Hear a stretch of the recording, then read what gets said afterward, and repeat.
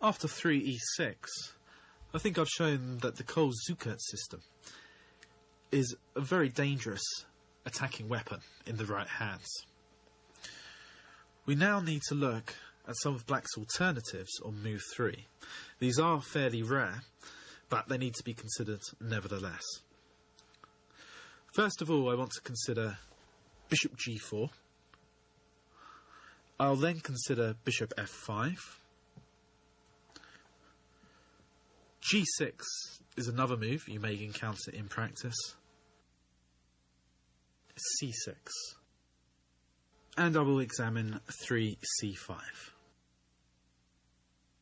After 3 bishop g4, I think the most principled response for white is to try and take advantage of the bishop's absence from the queen side, in particular the square b7, which has become more vulnerable. Therefore, I recommend the move 4c4, and black has two ways of guarding his centre in this position. He can play either e6 or c6. I think e6 is a slightly more accurate move, so I will deal with c6 first. After c6, I recommend c takes d5, c takes d5, queen b3. This poses a black a problem as to how he's going to defend his pawn on b7. If he makes the pawn move b7 to b6, he does safeguard his pawn, but he leaves himself open to attacks along the white squares. Specifically, after knight e5, bishop f5, black has to be on the watch out for moves such as bishop b5 check. Black also has to be wary, should he survive the opening stage, of white ideas to control the c-file. For instance, after white plays knight c3, black plays e6, white plays bishop d2, black knight to d7. White will have ideas of playing at a convenient moment, perhaps now in fact, bishop a6. This guarantees white control of the c-file for the foreseeable future. All in all, b6 is a very positionally undesirable move to make.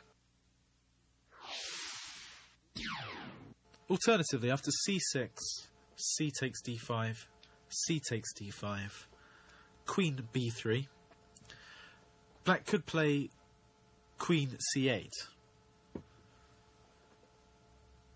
But after bishop d2,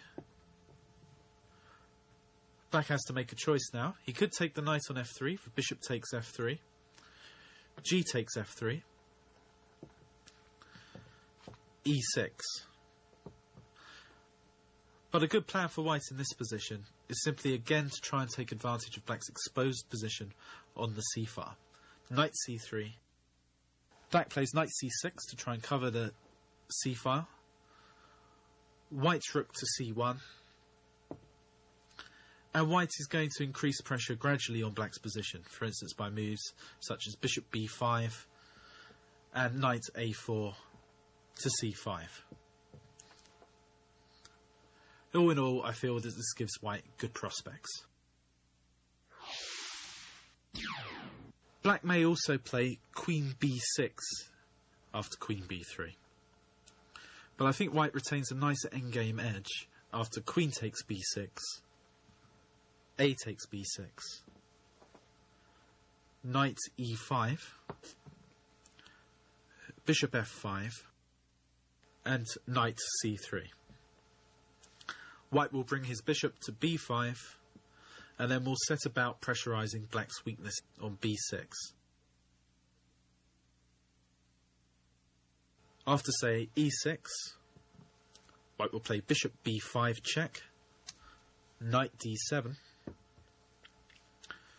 White will complete his development in this position with moves such as bishop d2, castles, kingside, rook fc1, and then we'll set about trying to undermine black's weaknesses on the queen side by means of moves such as knight a4.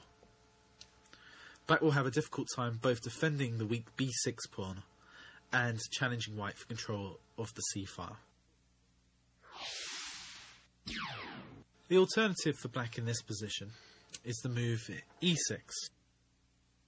I recommend the move queen b3. Black can, if he wishes, play the move bishop takes f3, although practice has seen this incredibly rarely. Now white can play queen takes b7 in this position, which leads to incredibly complex and interesting positions after knight d7, g takes f3, and then black can consider moves such as d takes c4 or c5. Black has some counterplay in this position, but he is a pawn down, and white does have the bishop pair. Black's counterplay comes from the fact that white's king has nowhere very safe with which to hide. If white's looking for a safer option after bishop takes f3, white can simply recapture with g takes f3. This keeps black's development to a minimum, and after, say, queen c8, white can continue as normal with knight c3. The fact that the pawn is on f3 isn't necessarily such a bad thing for white. It can help support white's advance in the centre with e3 to e4 later in the game. White has two bishops and a very interesting battle in prospect.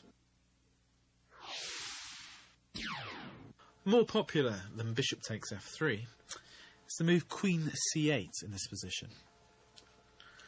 But I think white again can get reasonable chances by playing the move knight e5. Black plays bishop f5, knight c3, black bolsters his centre with the move c7 to c6. And now a very interesting idea for white in this position is c takes d5, e takes d5, f3. White's idea, say black plays bishop e7 or bishop d6, is to play e4 on his next move. And of course black cannot capture on e4 because of the weakness of the f7 pawn. Not a very appetising position for black. Another popular way for black to play this position is bishop f5. Again, I'm going to recommend a way to take advantage of the bishop's absence from the queenside with the move c4. Black has two choices here. He can defend d5 with e6 or with c6. I will consider c6 under the later section where I consider 3c6. After e6, again I recommend the move queen b3. Black plays knight c6. It's dangerous now for white to take the pawn on b7, because after queen takes b7, black has at least a draw after the move knight b4. I'm not playing for a draw, so instead I recommend the move bishop d2. This stops black's knight from being able to come to the b4 square and poses black a real problem as to how he should defend his b7 pawn. A normal try for black might be rook b8, and now white should just complete his development. Bishop e2, black bishop e7, white castles, black castles, and white can play rook c1 in this position. I like this move because it highlights one of the deficiencies in black's setup. The knight on c6 is obstructing the pawn on c7, which would really like to come to c5 to give black good equalising chances. Black's got a bit of work to do before he can actually carry out that freeing advance in this position. I think white's for choice here. Another option for black in this position is to play move g6. This is quite a sneaky move. Black is hoping to get into some sort of reversed Grunfeld position after, say, c2 to c4. I'll show, however, a way white can combat this system without having to learn reams of theory. White should play bishop d3, as in the normal Colle-Zukertort system, although we'll be playing a little differently this time. Black plays bishop g7, White castles. Black plays c5. And now that black's bishop is committed to the h8-a1 diagonal, I advise blocking it out with the move c2 to c3. Black has to be a little careful now. White may in some circumstances be able to take the pawn on c5 and hang on to it with the move b2 to b4. So I think most of your opponents will play the move knight d7 in this position. White plays knight d2. Black now has a choice. Black can either castle kingside immediately, or black can play queen c7. The difference between these two is that after castles kingside, white can make the move b2 to b4. If black takes, c takes b4, white recaptures, c takes b4. If we now look at this bishop on g7, we can see that the only significant part it can play in the game now is if black achieves the advance e7 to e5. But this will lead, after an exchange of pawns, to an isolated pawn on d5, which white can seek to exploit later in the game. He's well placed, for instance with his bishop on b2.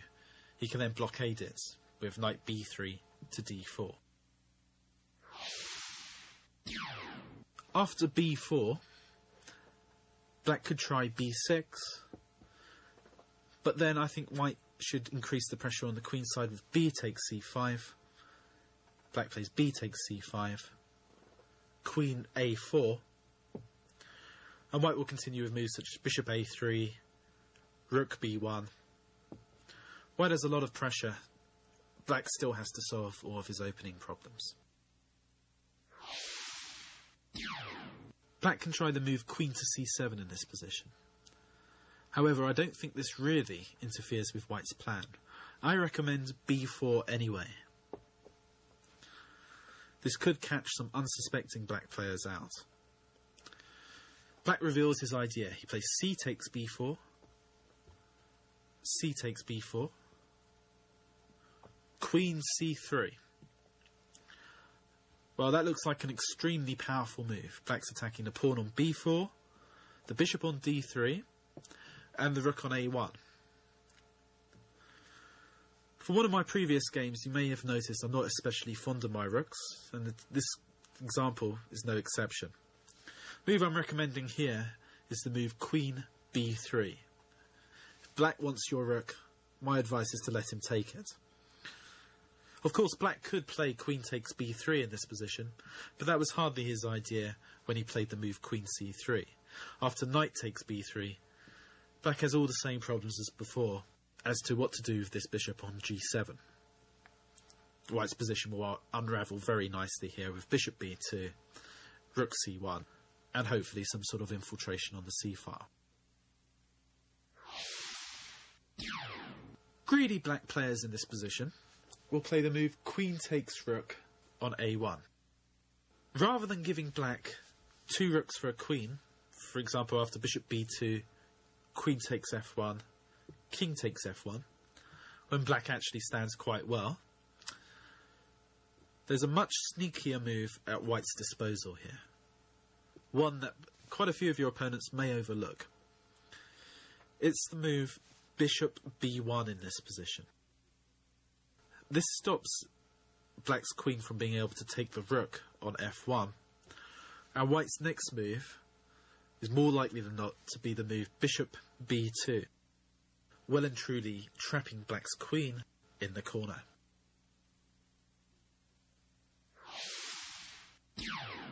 Black has the option of playing 3c6 in this position, and against this I'm recommending the move 4c4. Now black has a couple of options.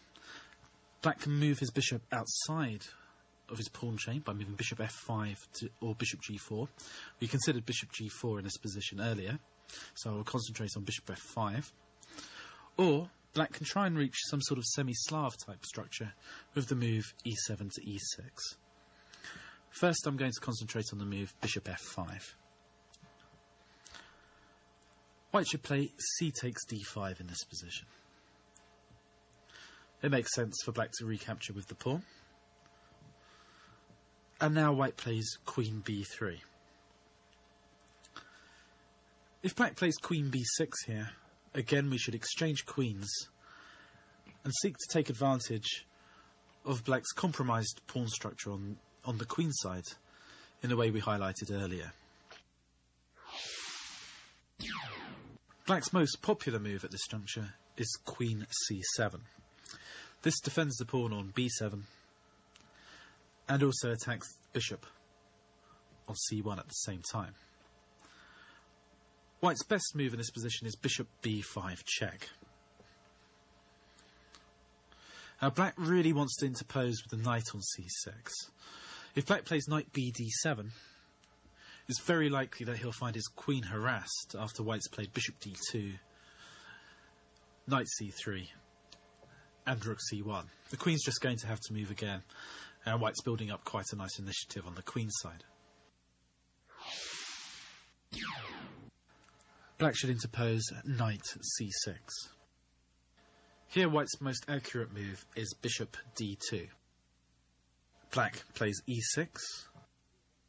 And now the most constructive move for white is the move bishop b4. This seeks to hinder black from castling kingside. Black plays bishop takes b4. Check. Notice, if instead black plays bishop d6, white simply piles on the pressure with queen a3 in this position, with a likely transposition. Black will likely play bishop takes b4 check, white queen takes b4, queen e7. Black doesn't mind his king being in the centre as long as he's in an endgame.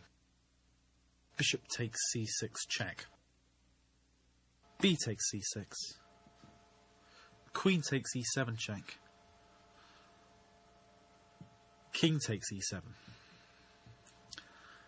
and knight c3. As a Slav player, I've been on the receiving end of this a number of times myself as black, and I can tell you, black's task here is an uphill struggle. White has a very simple plan that is quite hard to combat. What white will do is bring his rook to c1, his knight to a4 and potentially c5. His other knight can come into e5, and white tends to build up at his leisure with moves such as b3, stopping any black attacks from, for instance, rook b8, and then doubling on the c-file. White's position is very pleasant to play, and black is left struggling, groping around trying to find equality. Black has the option, after 4c4, of trying to transpose to a semi-Slav with 4e6. I would recommend that you don't try to take the semi-Slav on, especially if you don't have enough time for opening study. Instead, I'm going to recommend a simple line for white to play, but one that's been very, very effective in practice. The fact that white's knight is not yet on c3 gives white some extra options. The move white should play in this position is knight b1 to d2. Black could respond with knight b8 to d7, as he would normally in a semi-Slav. But white now plays the move b3. Black bishop to d6. White bishop to b2. The net effect of this is that white is going to get his Colle-Zukertort system in, but usually with a tempo more. For instance, after castles, bishop d3, b6, white castles, bishop b7, plays knight e5. White has a normal Colle-Zukertort system, but black is going to have had to waste a move with the move c6 to c5 if he's to try and get any meaningful counterplay against white's centre. This leads to an advantage for white.